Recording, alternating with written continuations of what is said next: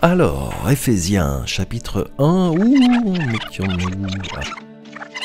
Après le poème, donc, Paul enchaîne avec une prière. Il prie pour que ses disciples de Jésus ne se contentent pas de connaître théoriquement l'évangile, mais qu'ils expérimentent sa puissance de manière personnelle, pour qu'ils soient revitalisés par la même puissance qui a ressuscité Jésus d'entre les morts, puis l'a établi et élevé souverain du monde entier.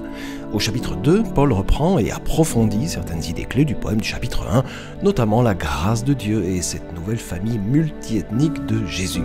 Il commence en racontant à nouveau comment ces chrétiens non-juifs en sont venus à connaître Jésus avant d'entendre parler de Jésus. Ils étaient physiquement vivants, mais spirituellement morts, prisonniers d'une vie sans but, empreinte d'égoïsme et de péché, et se retrouvaient piégés à la merci des forces occultes. Et pourtant, dans son amour et sa miséricorde infinie, Dieu les a étonnamment sauvés. Il a pardonné tous leurs péchés et a fusionné leur vie avec la vie de résurrection de Jésus, en les ramenant eux aussi à la vie par la même occasion.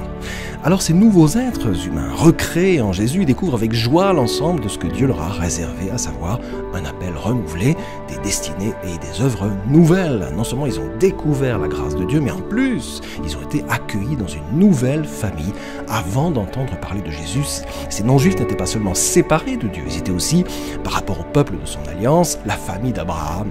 Alors, pour des raisons pratiques, les commandements de l'alliance du Sinaï formaient une espèce de muraille autour de la famille. C'était une sorte de barrière qui les séparait de la plupart des non-juifs. Mais les lois de la Torah ont été accomplies en Jésus et la barrière a été détruite. Les deux groupes ethniques sont devenus, selon les termes de Paul, une nouvelle humanité réunie par Dieu lui-même et qui vivent dans un climat de paix. Paul s'émerveille de ça.